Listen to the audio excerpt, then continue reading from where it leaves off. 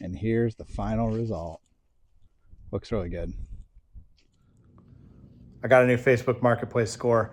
I'm gonna take you through how I'm gonna troubleshoot this thing that I bought. I paid 20 bucks for this. It is a complete score. Check this out. It's one of the little Polaris Razor battery powered units. Like I said, I paid 20 bucks for this thing, and we're gonna go ahead and just start combing through it, see if we can figure out what might be wrong with it. Only things I've noticed so far, oh, the shift knob's right here. I thought the shift knob was gone. It's broke off, but I'll figure out a way to put that back on there. And then the battery trace here, battery's in here. All right, I just pulled the battery out. Check this. First, this connection's on, I'm not sure why, but check this battery out. This thing is swollen like crazy. That is a bad battery if I ever saw one. So hopefully it's just the battery and we're up and running. And I actually think I have one of these batteries in my other unit. I just so happen to have this four-wheeler and this other Peg Perego unit. This is actually the exact same battery plug, I believe. So I think I can try out this battery and see if it works.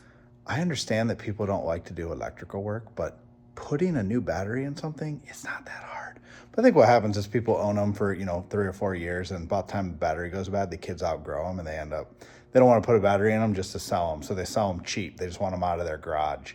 The batteries are usually around, $50 to $80 depending on the unit. So it feels expensive, but you buy a new battery, these things run like new. So anyways, let's try this battery out, see if it fixes this unit. All right, we're plugged in. So, let's see. Oh, dude, $20. It's just the battery. That's amazing. All right, let's try reverse. Oh man, I'm gonna have one excited little girl. That's all I know. Dude, that's amazing. Let's try speed 2. Oh, dude, this thing's ready to go. 20 bucks. You can't beat that. $20. We're gonna clean it up. I'm gonna order a battery and I'll do a once over. The only other thing I noticed that's broken on it so far is this light right here. Right there. That light's broken out of it. I don't know if I'm gonna replace it or not. I don't know if it has headlights. I don't think it does. I don't see any other buttons. But pretty awesome. $20. We're gonna have ourselves a little razor. Okay, so now I couldn't go inside. I couldn't stop. I should go inside. It's cold. I should be done. But I wanted to just finish cleaning up a little bit. So I blew out all the ice with compressed air, and then I just kind of wiped everything down. You can really see it just, take you for a ride on the tripod here. It really just makes everything look way nicer. So check it out. It's not perfect yet. It's really cold out, so the water won't dry, but it'll dry here pretty soon. And then it'll be easy to work on. And then one more key thing I found, if you're lucky, you can get this kind of stuff right there, is what I believe is the model number. And so that's awesome because then you can find parts and stuff like that, the owner's manual, etc. So all right, there's the part number. We're gonna look that up online and see if we can find the owner's manual and some parts for this thing. All right, as I mentioned, the other thing that needs fixed is this shifter, and it's busted off. What I think I'm gonna do is I have some all thread that just fits inside here. I just happen to have this piece of all thread, and so it's a little bit too big for this. I could almost screw it in there, but I'm afraid this will crack. So I'm gonna try screwing it in there. If that doesn't work, I'm gonna drill this out just a hair. So this just slides into it about to there. And then I'm gonna fill this up with like an epoxy or a JB Weld, and I'm gonna put this in there and let it set really good. And then I'll JB Weld, plastic weld this with if you know it, here it is. This plastic weld, JB Weld stick. This stuff's pretty good. It's a 2-part epoxy, so it doesn't need air to dry. you roll it together and work it almost like a Play-Doh. And then I'm going to, jam it in there, stick this together and let it sit for however long this says. And it should fix this. So to stop this all thread from moving around in here, I'm probably going to fill this with sand actually. And then once I jam this in and JB Weld it, it'll be much more stable with the sand in there. I don't have enough 2-part epoxy to fill this thing. It'd be like $30 or $40. I don't want to spend that kind of money on this, but I think if I fill that with sand, fill, maybe up to here with JB Weld or plastic weld and really screw this thing in and let it sit nice and straight and then jam it down into this thing with some JB Weld, I think it's going to be about 100 times stronger than it was with just this plastic, and it's not going to break off anymore. So that's what I'm going to try to do. First, I'm going to see if I can just screw this in, if these threads will actually just cut into this. I don't know if they will, but dude, it's like the perfect size. I don't know how I got lucky and had this all thread, but I'm going to get these nuts out of here. They're in my way.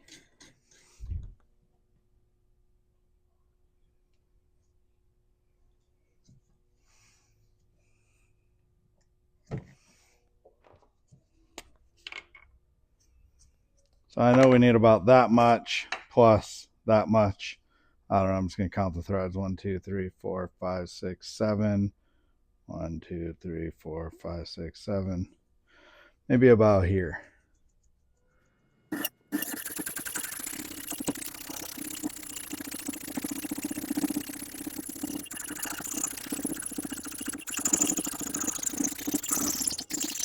All right, so hopefully, there you go. That little bit sticking out. We're going to stick that down in the thing. Let's fill this up with some sand. Not super scientific here, but I've got some old Quikrete all-purpose sand, and I'm just going to fill this thing up just to give it some structure when that all thread's in there.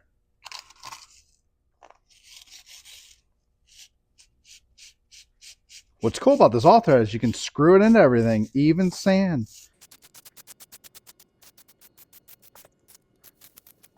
Okay, so that is pretty much packed full, and you can't really move this at all. So I'm not going to be able to screw this into the other piece because I want these two pieces to be, I almost need it to like slide in.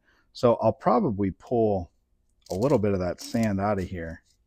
So I put this on its side so I can, screw this thing on without all that sand falling out. But first thing we got to try to get this into this shaft past that black part.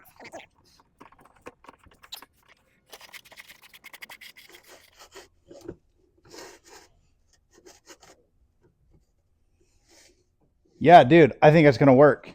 So it's difficult to see, but there's like a hairline crack. You can kind of see the hairline crack there on it. And, that's going to fit perfect like that. And it's really solid. So yeah, I just need to get some JB Weld in there and yeah, make that happen. I think it's going to work. All right, if you've never used this this type of stick, this is called plastic weld. They make steel and a couple other types. This stuff's pretty awesome for fixing stuff like this. I'm going to recommend you have some crappy gloves like this, because if you get this stuff on your fingers, it's pretty nasty. Anyway, we'll cut another piece off here like that. All right, we'll work this piece. You really just want to get it mixed up all together till there's, till it's one solid color. Right now you can kind of see the hardener and the epoxy as two different pieces in there. It'll start to warm up in your fingers, so it's starting to work. The chemical reaction's starting to happen. All right, and then you just want to give it a couple seconds, let it all kind of mix in, maybe 30 seconds or so, and then mix it one more time before you actually use it. Oh yeah. There it is. I can feel it. It's nice and warm now. So this chemical reaction is definitely working. And we're ready to go.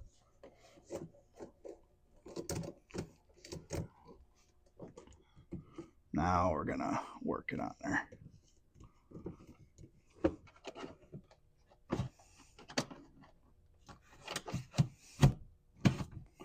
All right, I was just making sure it doesn't interfere with any of the other operations. And then you just really want to stuff it in there. You know, make it so it's into those grooves. Work it in a little bit. All right, it's on. Perfectly straight as I can get it. All right, there's what it looks like. Like I said, I'm going to color that with black when I'm done, and you really won't even notice that it's there. But it should be nice and strong now. Next up is the battery. Sorry about the messy tool bench. This is a project I got to get done when the kids aren't home, and there's no time to clean up beforehand. All right, this is the battery I ended up getting. So I went on to, I used Grok, you know, AI tool, and I said, I've got an old Peg Perego ride-on toy. Can you suggest the best batteries? And it recommended this Impact battery brand. So this battery has almost double the amount of capacity as the Peg Perego like standard ones. So this should give the kids a lot of ride time. And then, you know, it comes with this regular plug. And then you can buy a charger on Peg Perego if you need. I actually bought this cool little converter. I'll put links to these things down in the description. But I bought this little converter that puts this onto a regular trickle charger, like a battery tender, or I have some Next Peak chargers, and then allows you to just charge with those 12-volt chargers. You know, you can do trickle or standard or whatever you need to do. So anyways, that's what I bought. But you can buy chargers for these batteries right on their website. But this battery is pretty nice. And so we're going to put that in, and hopefully that fixes us up.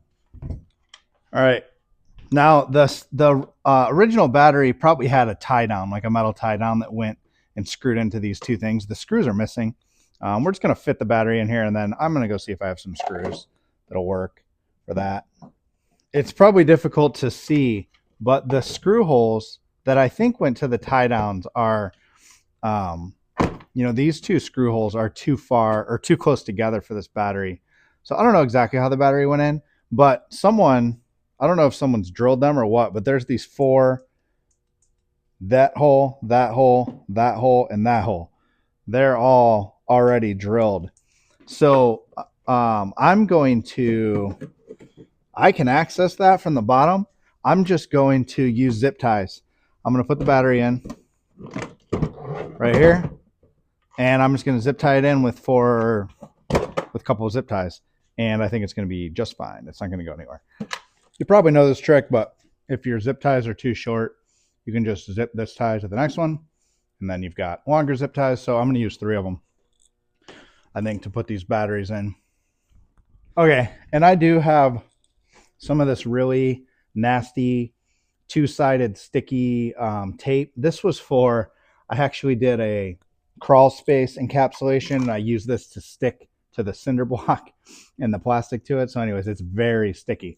What I'm going to do is I'm just going to put a strip right here and right here so the battery, you know, doesn't slide around.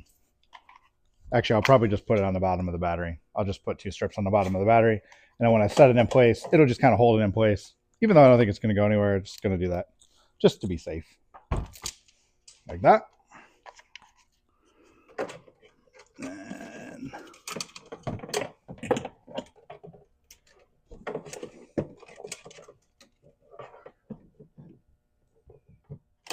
I'm going to go underneath the hand. Actually, no, I'll just go right on top. I think it'll be all right.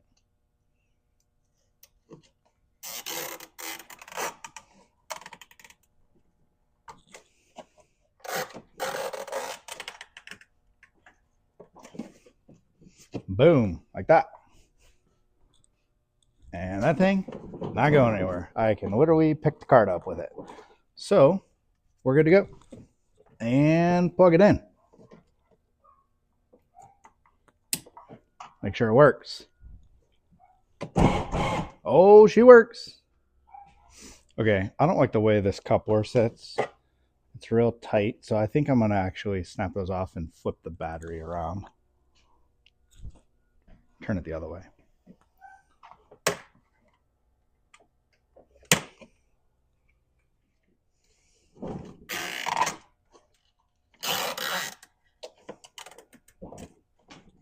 and it's pretty secure. I don't think it's going anywhere. So, no problem. Double zip tied. This thing's ready to roll. Let's see if it works. Oh, yeah.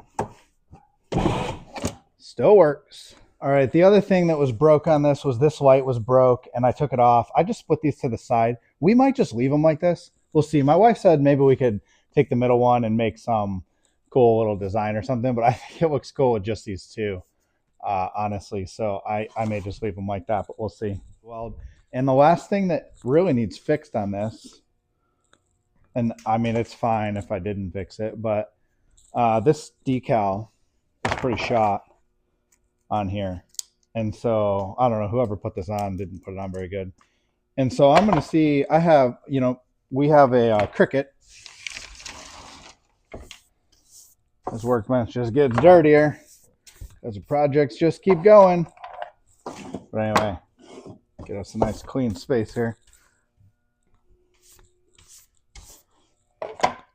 And we've got a Cricut, so we've got some vinyl. And I'm thinking I can just replicate that sticker and out of vinyl.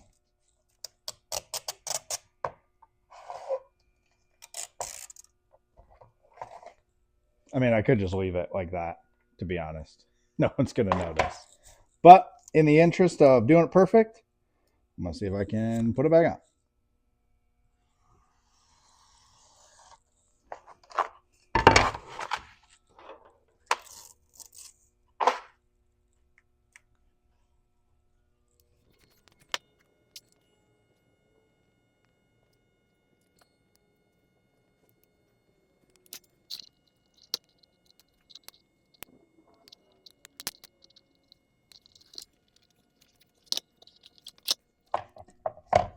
All right, there you go. Sticker's been replaced. I think it looks good enough. It ain't perfect, but it's better than the old one that was ripping off. And I think it looked cool. So there we go. Now it's fixed.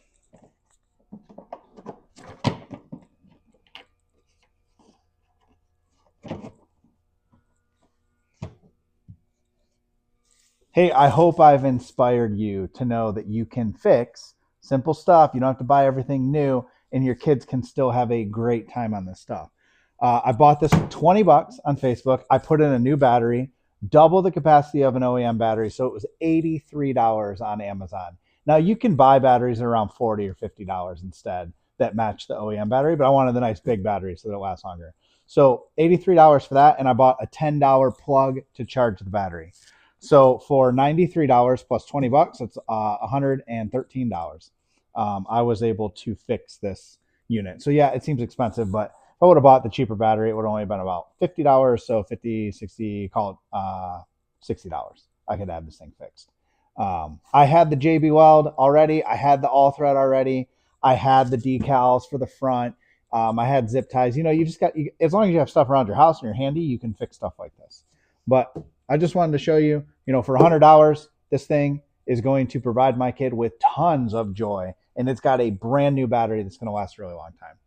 Thanks for watching, and I'll see you in the next one.